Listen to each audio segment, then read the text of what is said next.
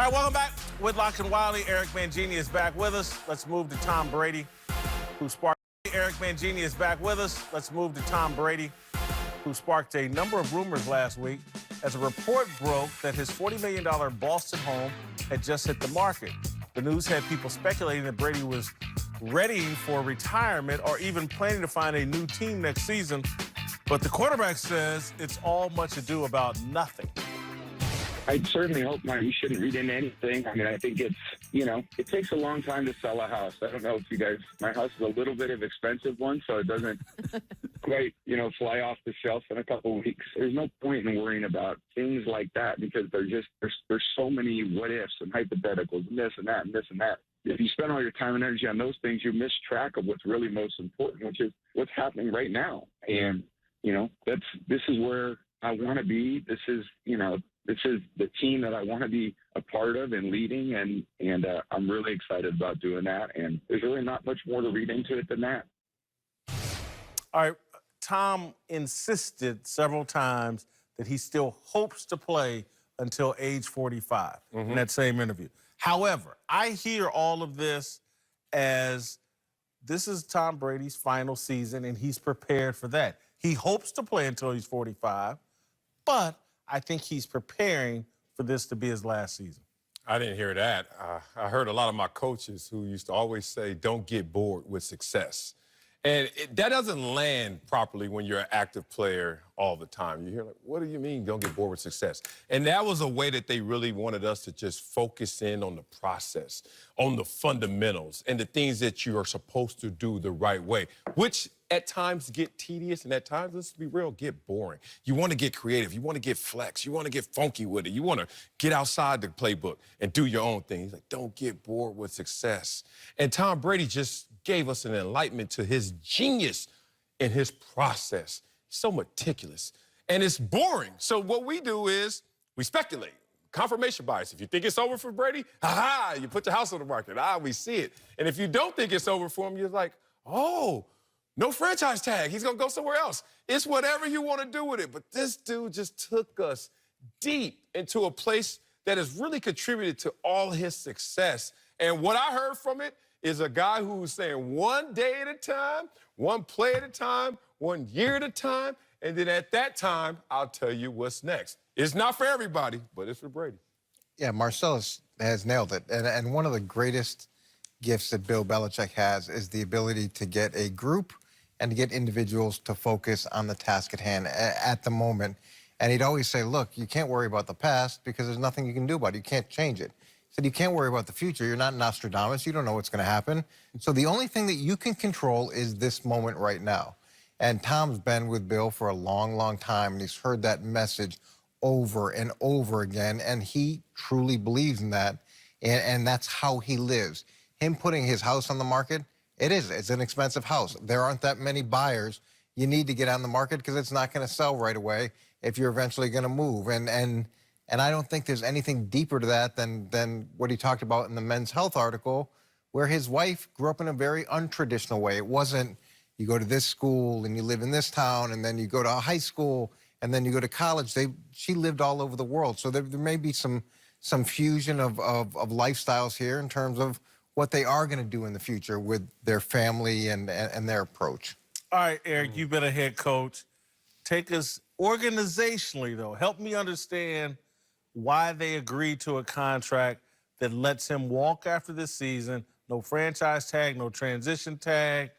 Why that? Why shouldn't I read something into that? Because they're at the point right now where every year is a one-year deal. and it doesn't mean that they're looking to get rid of him, and it doesn't mean that he's looking to leave. But the best way for them to operate is for them to each have the ability to make that decision at the end of the year. And it works well from a salary cap perspective.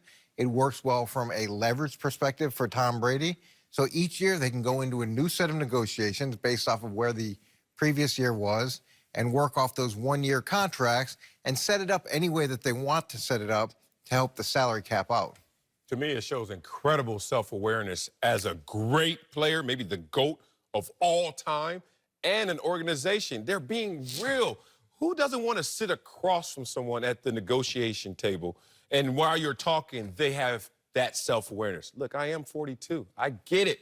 I'm not going to try and take advantage of you and say, sign me for 3 more years. Who knows where that cliff is and I'm going to fall off it or not. And at the flip side, they're saying, look, Tom, we appreciate your services. But there's a part of this organization that has to prepare for post-Tom Brady. And we want to be able to do that and be fluid in that moment. So they're like, all right, let's just take it year by year. I eat what I kill, and I will just go out there and keep killing. Well, the other part of Bill Belichick's gift set is his ruthless ability to move on from players, regardless of who they are. And I was just at the Hall of Fame induction, and Richard Seymour was there, and Deion Branson there. Who else was there? Rodney Harrison was there. Ty Law. Lawyer Malloy was there. Ty Law. All those guys were there.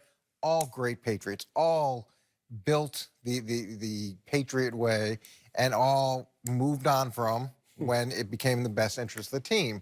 And that may sound like it's way too harsh, but that's what's allowed them to compete year in and year out. And that's a real strength that he has. I made the argument last week that as much as Belichick believes in the Patriot way, so does Tom Brady, and that Tom Brady is self-aware and confident enough to say, hey, look, if it could happen to Richard Seymour, if it could happen to Ty Law, it could happen to me. Yeah, it can happen to anyone. and that also may be part of what drives him constantly. When you know, and Jerry Rice used to talk about that all the time, even at the height of his greatness, he used to feel like he was going to get cut every day, or he talked about training with that perspective. Well, with Tom's situation, it's real. Like if he comes back and he's not the guy that they hope he is, they're going to look to move on, even though he is Tom Brady. All right, before we go, I'd like to address the major challenge facing Miami Dolphins rookie head coach Brian Flores. He will not be judged or treated fairly by the American sports media or a handful of the players on his roster. Liberals in the media and a select few black players on the Dolphins roster will penalize Flores with a black tax. It has already begun. Last week, Dolphins receiver Kenny Stills tweeted criticism of Dolphins owner Stephen Rouse for hosting a re-election fundraiser for Donald Trump. I don't have a problem with Stills using social media to question his boss, but I don't work for Stephen Ross. If I did, if I were in Flores' shoes, I'd have a problem, a major one. Stephen Ross is one of 3 NFL owners who employs a black head coach in 2019. Other than starting quarterback, being an NFL head coach is probably the most coveted job in all of sports. The job pays exceptionally well. It gives the coach an amazing platform to impact the careers of his assistants. If he's successful, Flores could be the next Tony Dungy and create a coaching tree of the next wave of black head coaches. Stephen Ross is an owner of several businesses, and his highest profile employee is Brian Flores. No one should be surprised or upset that Flores advised Stills to speak privately with Ross about his political donations. The only reason Flores' advice is controversial is because Flores is black, and the liberals in the media want to enforce a policy that all black people must agree with their exaggerated narrative about our current president. Deadspin, which has employed one token black writer in its 13-year history, published pieces attacking Flores and Ross, who knows what Flores thinks of Trump. But given the enormity of the job Ross bestowed Flores, doesn't it make sense for Flores to be loyal to Ross in the first 6 months of holding said job? Human beings are far more complex than the way they're being painted in the modern American media. The people drawing lines in the sand and assigning good guys and bad guys are the all-knowing supremacists. They're better and smarter than I am. I'm simple. I want Brian Flores to be successful.